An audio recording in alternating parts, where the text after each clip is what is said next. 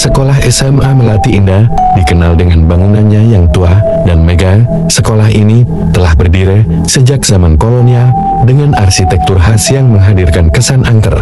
Meski begitu, murid-murid dan guru tetap melaksanakan aktivitas belajar mengajar dengan normal. Meskipun sering terdengar desas-desus tentang keanehan yang terjadi di sana. Suatu malam, saat sedang persiapan acara pentas seni, beberapa siswa kelas 12 harus lembur hingga larut malam. Mereka adalah Rina, Aldi, Budi, dan Mina. Mereka berada di aula sekolah, mengatur dekorasi, dan mengecek peralatan panggung. Ketika jam menunjukkan pukul 10 malam, Rina merasa ingin pergi ke toilet. Ia mengajak Nina untuk menemaninya. Namun Nina menolak karena masih banyak pekerjaan yang harus diselesaikan. Rina pun berjalan sendirian menuju toilet di ujung lorong yang gelap. Setiap langkah yang diambilnya, suara langkah kakinya bergema, menambah kesan seram. Ketika ia membuka pintu toilet, lampu yang redup berkelap-kelip, menimbulkan bayangan aneh di cermin. Sambil berusaha menenangkan diri, Rina masuk ke salah satu bilik. Tiba-tiba, terdengar suara bisikan yang memanggil namanya, "Rina, Rina." Suara itu terdengar seperti berasal dari cermin. Rina mencoba mengabaikan suara itu, namun rasa takut mulai menguasai dirinya. Setelah selesai, Rina cepat-cepat keluar dari bilik dan berdiri di depan cermin untuk mencuci tangan. Ketika ia menatap cermin, matanya membesar ketakutan. Di belakangnya, ada bayangan seorang wanita dengan wajah pucat dan mata kosong. Rina berteriak dan lari keluar dari toilet. Namun bayangan itu mengikuti di cermin-cermin sepanjang lorong. Setibanya di aula, Rina langsung menceritakan apa yang dilihatnya kepada Aldi, Budi, dan Mina. Mereka semua terkejut, namun berusaha berpikir rasional. Aldi, yang dikenal paling pemberani, memutuskan untuk mengecek sendiri. Ia pergi bersama Budi ke toilet tersebut. Ketika mereka sampai, suasana terasa mencekam. Aldi menyentuh cermin, mencoba membuktikan bahwa bayangan itu hanya ilusi. Namun, tiba-tiba cermin tersebut pecah. Dan suara tertawa menyeramkan menggema di seluruh lorong. Keduanya berlari kembali ke aula, wajah mereka pucat pase. Malam itu mereka memutuskan untuk meninggalkan sekolah dan melanjutkan persiapan besok pagi. Namun, mereka tidak pernah kembali lagi ke sekolah tersebut. Keesokan harinya, guru dan murid lain menemukan aula yang berantakan dan peralatan yang hancur. Sejak malam itu, banyak siswa yang mendengar suara aneh dan melihat bayangan di lorong gelap. Sekolah SMA Melati Indah kini dikenal sebagai sekolah berhantu, dan lorong menuju toilet tersebut selalu dihindari setiap orang. Legenda mengatakan bahwa bayangan wanita itu adalah arwah seorang siswa yang pernah meninggal secara tragis di sana bertahun-tahun yang lalu, dan ia terus menghantui sekolah, mencari seseorang untuk menemaninya dalam kesendirian yang abadi. Kejadian malam itu menyebar cepat di kalangan murid dan guru. Sekolah SMA Melati Indah semakin lengang menjelang malam, dan lorong menuju toilet tua itu semakin dihindari. Namun, rasa penasaran tetap ada di benak beberapa siswa, terutama Rian, seorang siswa kelas 12 yang terkenal berani dan tidak percaya pada hal-hal mistis. Rian merasa ada sesuatu yang belum terungkap tentang kejadian malam itu. Ia merasa tertantang untuk membuktikan bahwa cerita tersebut hanyalah hasil dari imajinasi dan ketakutan. Bersama sahabatnya, Andi dan Sari, Rian memutuskan untuk menyelidiki kebenaran di balik legenda tersebut. Mereka sepakat untuk kembali ke sekolah pada malam hari dan mencari tahu apa yang sebenarnya terjadi. Malam itu, mereka masuk ke sekolah secara diam-diam. Rian membawa senter dan kamera untuk merekam apapun yang mereka temukan. Mereka berjalan perlahan menuju lorong yang terkenal angker itu. Setibanya di sana, suasana terasa lebih dingin dari biasanya. Rian menyalakan senter dan memimpin jalan. Ketika mereka tiba di toilet, mereka memutuskan untuk memeriksa setiap sudut ruangan. Andi, yang lebih sensitif terhadap hal-hal gaib, mulai merasa tidak nyaman. "Rian, aku merasa ada yang tidak beres. Sepertinya kita tidak sendirian di sini," katanya dengan suara bergetar. Sari, yang sejak awal ragu-ragu, mulai merasakan ketakutan yang sama. Namun, Rian tetap kukun. "Kita harus menemukan bukti. Jangan takut, ini hanya permainan pikiran kita," katanya sambil melangkah mendekati cermin yang pecah. Tiba-tiba, cermin yang sudah pecah itu mulai bergetar dan menyusun kembali dirinya sendiri, seolah-olah waktu berputar mundur. Bayangan samar seorang wanita muncul lagi. Namun kali ini Lebih jelas, ia terlihat seperti siswi dengan seragam sekolah lama. Wajahnya penuh kesedihan dan amarah. Sari berteriak dan mundur, sementara Andi terdiam ketakutan. Rian, meski takut, tetap mencoba menguasai dirinya. Ia menatap bayangan itu dan bertanya, "Siapa kamu? Apa yang kamu inginkan?" Bayangan itu tidak menjawab, tetapi tiba-tiba ruangan itu dipenuhi oleh suara tangisan dan teriakan yang memilukan. Andi dan Sari mencoba lari, tetapi pintu toilet tertutup dengan keras, mengunci mereka di dalam. Rian mencoba menenangkan dirinya dan berbicara lagi. "Kami tidak ingin mengganggumu. Kami hanya ingin tahu apa yang terjadi padamu." Bayangan itu mulai berbicara dengan suara yang lemah dan terputus-putus. "Aku, siswi di sini, namaku Ratin. Aku dibunuh oleh teman-temanku sendiri, karena aku tahu rahasia gelap mereka." Ketiganya terkejut mendengar pengakuan itu. "Apa yang bisa kami lakukan untuk membantumu?" tanya Rian dengan gemetar. Ratih menatap mereka dengan tatapan yang penuh harap. "Ungkap kebenaran, biar mereka tahu penderitaanku, biar rohku bisa tenang." Seketika itu juga, pintu toilet terbuka dengan sendirinya, dan bayangan Ratih perlahan memudar. Rian, Andi, dan Sari berlari keluar, bernapas lega meski masih ketakutan. Keesokan harinya, mereka melaporkan temuan mereka kepada kepala sekolah. Setelah penyelidikan lebih lanjut, ditemukan catatan lama yang mengungkapkan kejadian tragis yang menimpa Ratih. Para pelaku yang terlibat sudah lama lulus, namun kebenaran akhirnya terungkap. Sekolah mengadakan upacara untuk mengenang Ratih dan memohon maaf atas ketidakadilan yang terjadi padanya. Sejak saat itu, gangguan di lorong gelap dan toilet tua perlahan menghilang.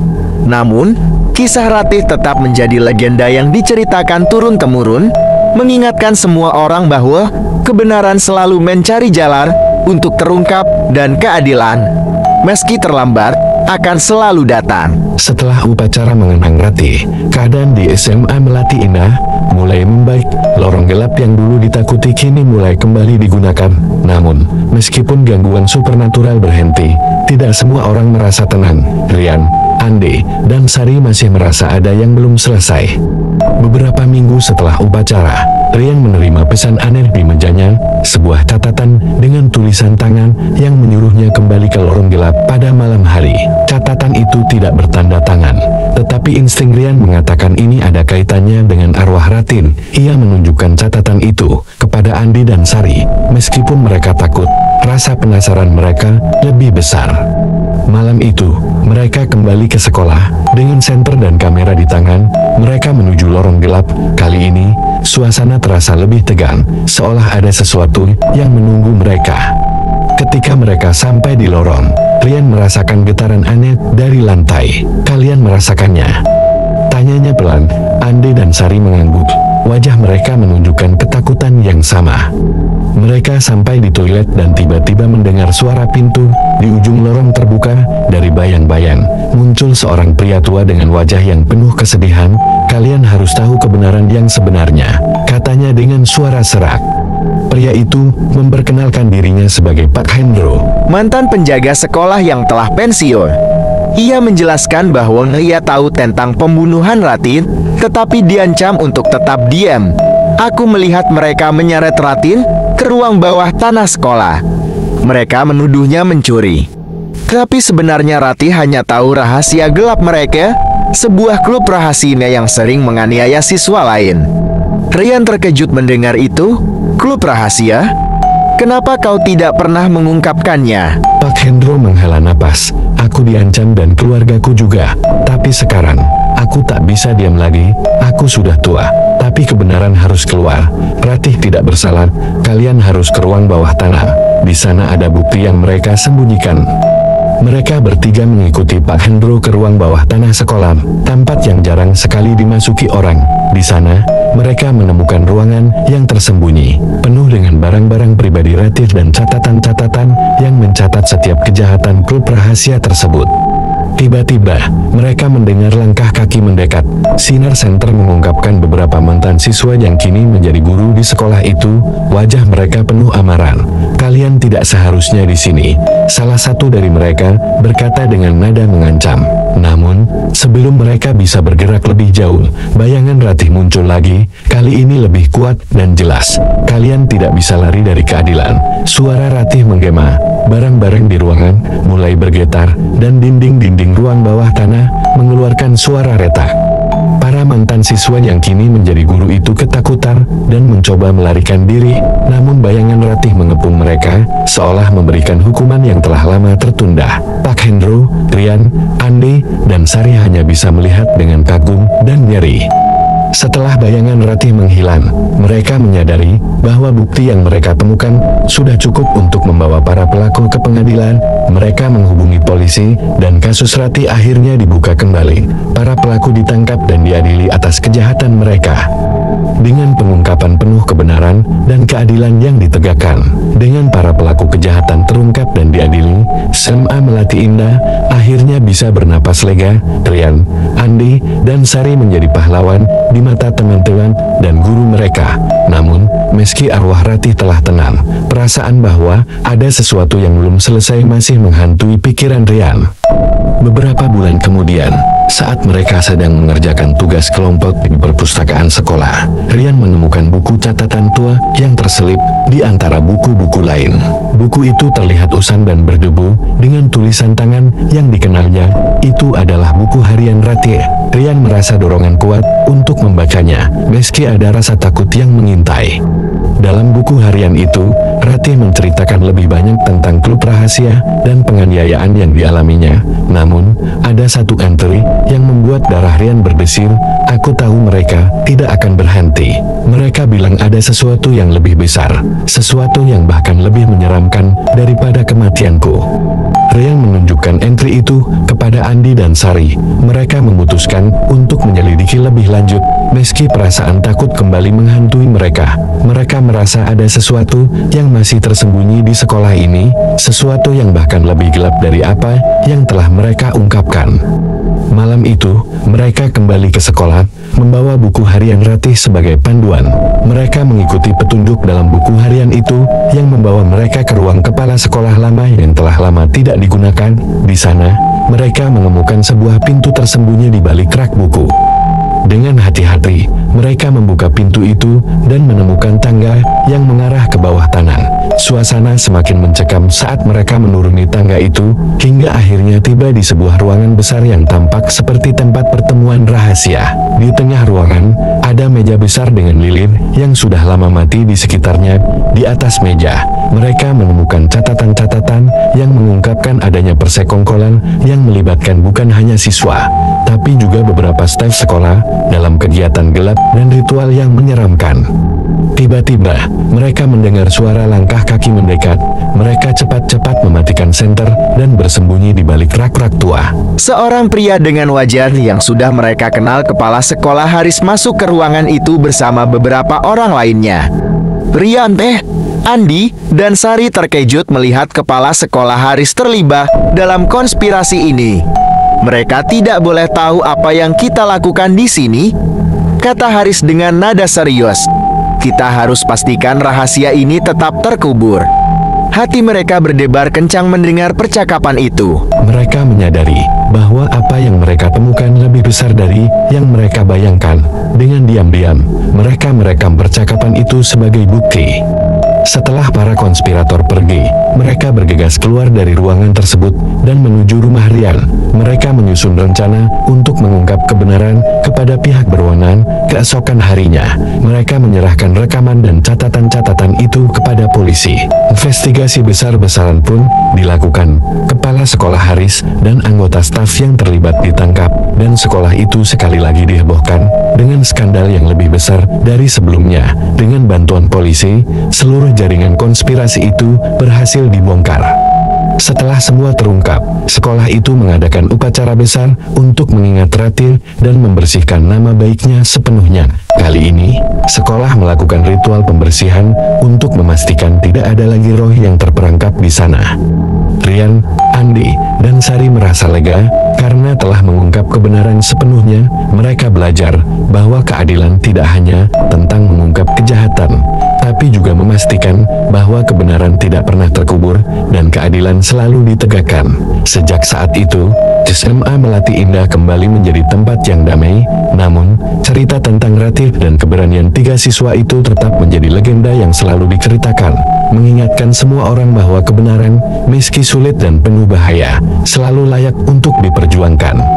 Sekolah SMA Melati Indah kembali damai setelah pengungkapan skandal besar yang melibatkan kepala sekolah Haris dan beberapa staf lainnya. Rian, Andi, dan Sari merasa lega karena keadilan telah ditegakkan. Mereka kembali fokus pada pelajaran dan persiapan ujian akhir. Namun, mereka tidak menyadari bahwa perjalanan mereka belum sepenuhnya selesai. Suatu malam, Rian terbangun oleh mimpi yang sangat nyata. Dalam mimpinya, Ratih muncul lagi, kali ini tersenyum dengan damai. Namun, sebelum menghilang, Ratih berbisik, ada sesuatu yang tertinggal di ruang kepala sekolah lama, kalian harus menemukannya. Rian terbangun dengan perasaan gelisah. Ia segera menghubungi Andi dan Sari, menceritakan mimpinya. Meskipun merasa lelah, mereka sepakat untuk kembali ke sekolah dan memeriksa ruang kepala sekolah lama sekali lagi. Malam itu, mereka menyelinap ke sekolah, memastikan tidak ada yang melihat mereka. Mereka menuju ruang kepala sekolah lama, yang kini dibiarkan kosong dan terkunci. Dengan hati-hati, mereka memecahkan kunci dan masuk ke dalam. Ruangan itu berdebu dan penuh dengan berkas-berkas yang belum dibereskan. Mereka mulai mencari petunjuk, membuka laci meja, memeriksa rak buku, dan mengamati setiap sudut ruangan. Setelah beberapa saat, Sari menemukan sebuah buku besar yang tampak berbeda dari yang lain. Buku itu tersembunyi di balik panel kayu di dinding. Ketika mereka membuka buku itu, mereka menemukan catatan-catatan yang tampaknya berisi daftar siswa yang pernah menjadi korban klub rahasia dan ritual gelap tersebut. Di dalam buku itu, terdapat juga surat-surat dari Ratih yang ditujukan kepada seorang guru yang tidak dikenal, memohon bantuan dan menceritakan penderitaannya. Selain itu, ada juga beberapa dokumen yang menunjukkan keterlibatan pihak luar dalam kasus ini yang belum terungkap. Sekarang kita tahu mengapa Ratih tetap menghantui tempat ini, kata Rian. Kita harus memastikan semua korban mendapatkan keadilan, bukan hanya Ratih. Mereka segera membawa buku dan dokumen itu ke polisi. Berkat bukti baru ini, investigasi kembali dibuka, dan lebih banyak lagi pihak yang terlibat dalam konspirasi tersebut ditangkap dan diadili. Banyak siswa yang selama ini tidak berani berbicara kini berani maju dan menceritakan pengalaman mereka berkat keberanian Rian, Andi, dan Sari. Sekolah kembali melakukan upacara besar, kali ini lebih meriah dan penuh penghormatan kepada Ratih dan para korban lainnya. Kepala sekolah yang baru, seorang yang benar-benar peduli dengan kesejahteraan siswa, memimpin upacara tersebut dan berjanji untuk menjaga agar kejadian serupa tidak pernah terulang. Dengan semua keadilan yang akhirnya ditegakkan, arwah Ratih benar-benar bisa beristirahat dengan tenang. Mimpi buruk dan gangguan supernatural di sekolah berhenti sepenuhnya. SMA Melati Indah kini menjadi simbol keberanian dan perjuangan untuk keadilan. Rian, Andi, dan Sari tidak hanya menjadi pahlawan di sekolah mereka, tetapi juga di komunitas mereka. Mereka belajar bahwa keadilan seringkali membutuhkan perjuangan panjang dan keberanian besar, tetapi selalu layak untuk diperjuangkan. Kisah mereka terus diceritakan, menginspirasi generasi berikutnya untuk selalu berdiri tegak melawan ketidakadilan dan memastikan bahwa kebenaran selalu terungkap, tidak peduli seberapa dalam itu tersembunyi, dan meskipun bayangan di lorong gelap telah hilang. Kenangan dan pelajaran dari peristiwa itu tetap hidup, mengingatkan semua orang akan pentingnya kejujuran dan keberanian. Beberapa bulan setelah kejadian terakhir, SMA Melati Indah mengalami perubahan yang signifikan. Kepala sekolah baru, Pak Arif, berusaha keras untuk memulihkan reputasi sekolah dan menciptakan lingkungan yang aman dan mendukung bagi para siswa. Rian, Andi, dan Sari telah menjadi semacam legenda hidup, dihormati oleh teman-teman sekelas dan staf sekolah. Namun, kedamaian yang baru saja diraih di sekolah itu belum sepenuhnya lengkap. Meskipun arwah Ratih telah tenang, Rian terus merasakan ada sesuatu yang tertinggal. Ia sering bermimpi tentang lorong gelap itu, kali ini tanpa sosok Ratih, tetapi dengan bayangan lain yang tidak jelas. Suatu malam, ketika mereka sedang belajar di rumah Rian, listrik tiba-tiba padam. Dalam kegelapan, mereka mendengar suara bisikan aneh, seperti berasal dari dunia lain. "Tolong, bantu kami." Rian menyadari meninggalkan Lilin, dan wajah mereka tampak tegang. "Kita harus kembali ke sekolah," kata Rian dengan tegas. "Ada sesuatu atau seseorang yang masih membutuhkan kita." Meskipun merasa takut, Andi dan Sari setuju. Mereka menyelinap kembali ke sekolah pada malam itu, membawa senter dan peralatan yang mungkin mereka butuhkan. Mereka langsung menuju lorong gelap yang sudah menjadi saksi banyak peristiwa aneh. Sesampainya di sana, mereka merasakan hawa dingin yang tidak biasa. Tiba-tiba, sebuah bayangan besar muncul di dinding. Namun kali ini, bukan bayangan Rati. Itu adalah bayangan sekelompok siswa, tampak panik dan ketakutan. "Dengar, ini pasti ada hubungannya dengan catatan yang kita temukan," bisik Sari. "Mungkin ada korban lain yang belum ditemukan." Mereka mengikuti bayangan tersebut, yang seakan-akan memimpin mereka ke arah lain. Dari lorong itu, bayangan itu berhenti di depan sebuah pintu tua yang hampir tidak pernah diperhatikan sebelumnya. Dengan hati-hati, Rian membuka pintu itu. Dan mereka masuk ke dalam sebuah ruangan kecil yang tampaknya sudah lama tidak digunakan. Di dalam ruangan itu, mereka menemukan beberapa barang pribadi, catatan, dan foto-foto siswa yang tidak dikenali. Salah satu foto itu menunjukkan sekelompok siswa yang tampak sangat mirip dengan bayangan yang mereka lihat. Mereka menyadari bahwa ini adalah korban-korban lain dari klub rahasia yang selama ini belum terungkap. Sebuah suara lembut terdengar. "Terima kasih telah menemukan kami. Sekarang kami bisa beristirahat dengan tenang." Bayangan itu perlahan memudar, meninggalkan rasa damai yang hangat di ruangan tersebut. Keesokan harinya, mereka melaporkan temuan ini kepada Pak Arif dan polisi. Investigasi lanjutan mengungkap lebih banyak lagi korban yang selama ini terlupakan. Dengan bantuan para siswa, keluarga korban akhirnya bisa mendapatkan penutupan yang mereka butuhkan. Sekolah mengadakan upacara besar untuk mengenang semua korban. Di upacara tersebut, nama-nama mereka dibacakan dan lilin dinyalakan untuk mengenang setiap jiwa yang hilang.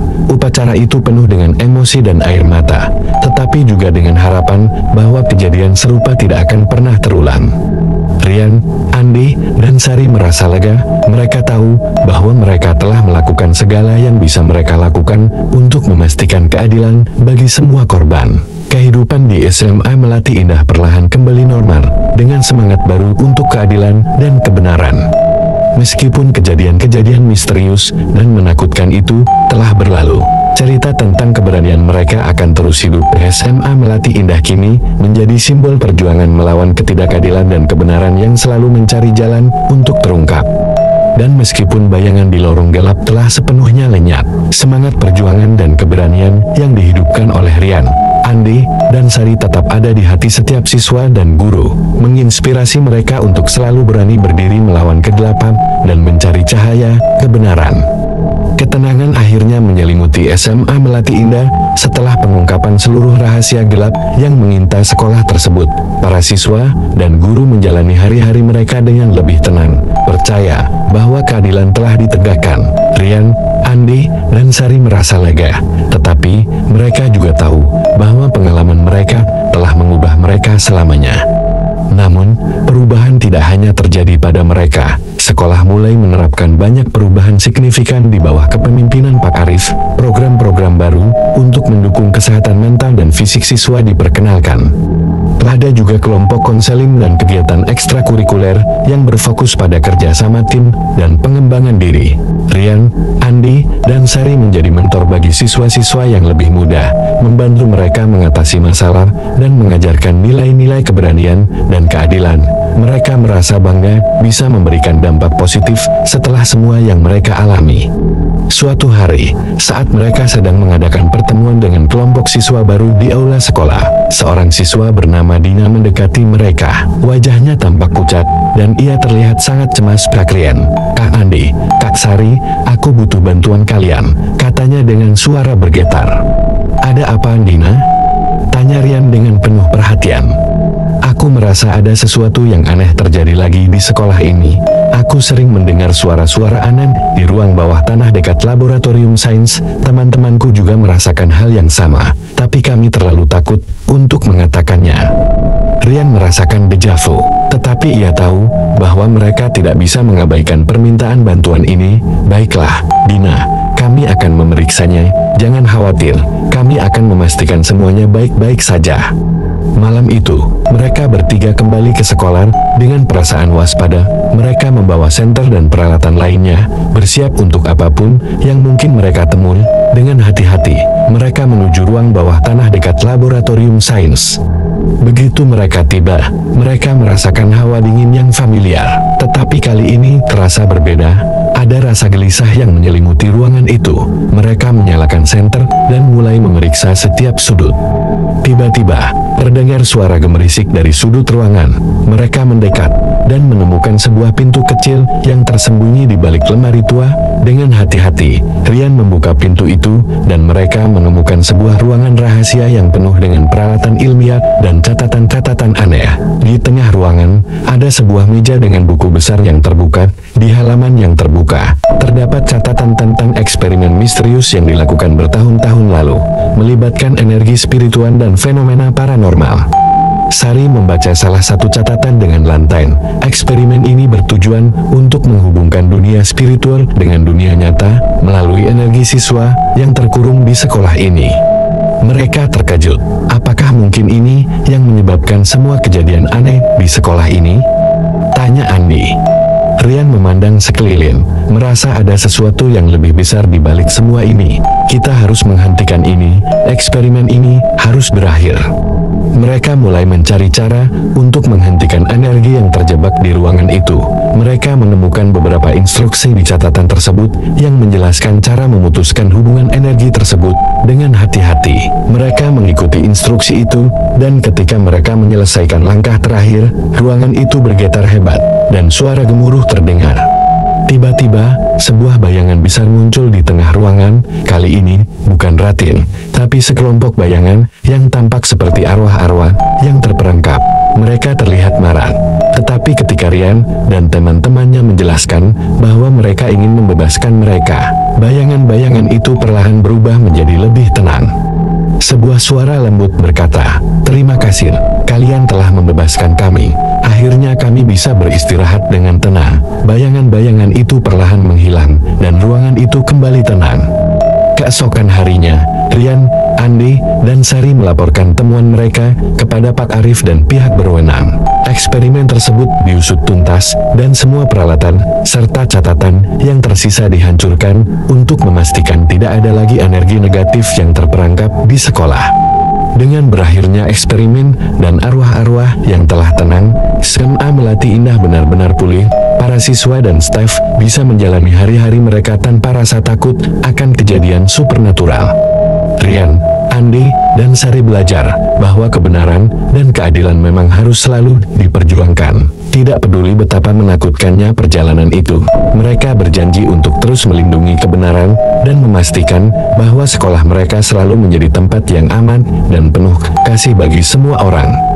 Sekarang, mereka bukan hanya pahlawan di sekolah, tetapi juga simbol dari keteguhan hati dan keberanian yang menginspirasi semua orang di SMA Melati Indah dan sekitarnya. Dan meskipun bayangan-bayangan telah lenyap, kenangan dan pelajaran dari perjuangan mereka akan terus hidup, mengingatkan semua orang untuk selalu berani berdiri melawan kegelapan dan mencari cahaya kebenaran.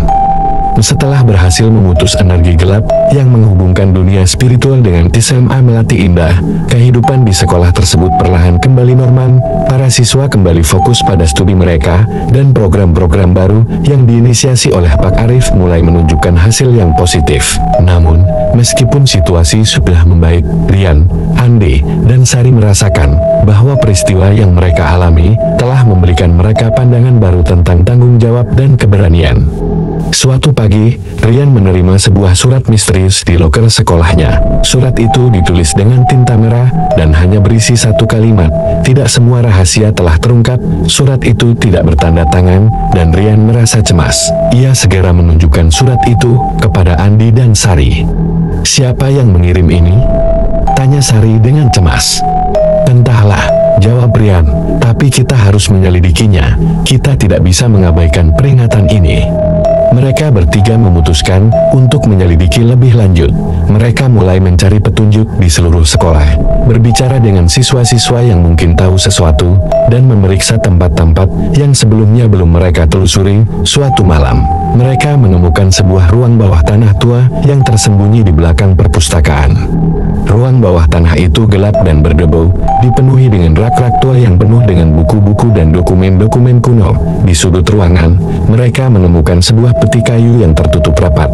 Setelah berusaha membukanya, mereka menemukan di dalamnya sebuah jurnal tua milik kepala sekolah pertama SMA Melati Indah. Mereka membuka jurnal itu dan mulai membaca. Jurnal tersebut berisi catatan-catatan tentang pembangunan sekolah dan berbagai peristiwa yang terjadi selama bertahun-tahun. Di antara catatan-catatan itu, mereka menemukan entry yang sangat mencolok, tertanggal beberapa tahun setelah sekolah didirikan. Kami telah melakukan kesalahan besar, tulis kepala sekolah. Eksperimen yang kami lakukan untuk meningkatkan kemampuan siswa telah membuka pintu ke dunia lain. Banyak siswa yang menjadi korban, dan beberapa di antaranya menghilang tanpa jejak. Kami mencoba menutupinya, tetapi bayangan-bayangan itu terus menghantui kami. Rian, Andi, dan Sari terdiam membaca entry itu. Ini menjelaskan banyak hal, kata Andi. Mungkin masih ada arwah yang terperangkap di sini. Mereka melanjutkan membaca dan menemukan petunjuk tentang tempat rahasia di bawah sekolah, tempat di mana semua eksperimen dilakukan. Tempat itu disebut ruang bayangan. Dengan jurnal sebagai panduan, mereka memutuskan untuk mencari ruang tersebut. Malam itu, mereka kembali ke sekolah dan mengikuti petunjuk yang ada di jurnal. Setelah beberapa jam mencari, mereka menemukan pintu tersembunyi di lantai bawah gedung tua yang sudah tidak digunakan. Pintu itu terkunci, tetapi dengan usaha keras, mereka berhasil membukanya. Ruang bayangan tampak seperti laboratorium kuno yang dipenuhi dengan alat-alat aneh dan simbol-simbol misterius di dinding. Di tengah ruangan, ada lingkaran besar yang tampak seperti portal. Mereka merasakan hawa dingin yang sangat intens, dan suara bisikan terdengar lagi, lebih jelas dan mendesak. "Tolong bebaskan kami." Dengan tekad kuat, mereka mulai mencari cara untuk menghentikan portal itu. Di jurnal tersebut, mereka menemukan ritual kuno yang bisa menutup portal dan membebaskan arwah-arwah yang terperangkap. Mereka menyiapkan semua bahan yang diperlukan dan mulai melakukan ritual tersebut. Saat ritual berlangsung, ruangan itu mulai bergetar hebat. Cahaya terang muncul dari lingkaran di lantai, dan bayangan-bayangan mulai keluar dari portal. Mereka tampak lega, seperti akhirnya menemukan kedamaian. Bayangan-bayangan itu perlahan menghilang, meninggalkan rasa damai yang menyelimuti ruangan tersebut. Setelah portal tertutup sepenuhnya, ruangan itu menjadi tenang. Rian, Andi, dan Sari merasakan beban berat terangkat dari bahu mereka. Mereka tahu bahwa mereka telah berhasil membebaskan semua arwah yang terperangkap dan mengakhiri kegelapan yang selama ini menghantui sekolah mereka. Keesokan harinya, mereka melaporkan temuan mereka kepada Pak Arif dan pihak berwenang. Sekolah melakukan upacara besar-besaran untuk mengingat semua siswa yang pernah menjadi korban. Nama-nama mereka diabadikan di sebuah monumen di halaman sekolah sebagai penghormatan dan pengingat akan pentingnya keberanian dan keadilan. SMA Melati Indah kini benar-benar pulih dengan semangat baru untuk masa depan yang lebih cerah. Rian, Andi, dan Sari, meskipun telah melalui banyak hal, merasa bangga dan lega karena mereka telah menyelesaikan tugas mereka. Kisah mereka menjadi legenda di sekolah dan komunitas sekitar, menginspirasi semua orang untuk selalu berani melawan kegelapan dan mencari kebenaran. Mereka tahu bahwa meskipun bayangan-bayangan itu telah lenyap, nilai-nilai keberanian dan keadilan yang mereka pegang akan selalu hidup, menjadi panduan bagi semua orang yang menghadapi tantangan di masa depan.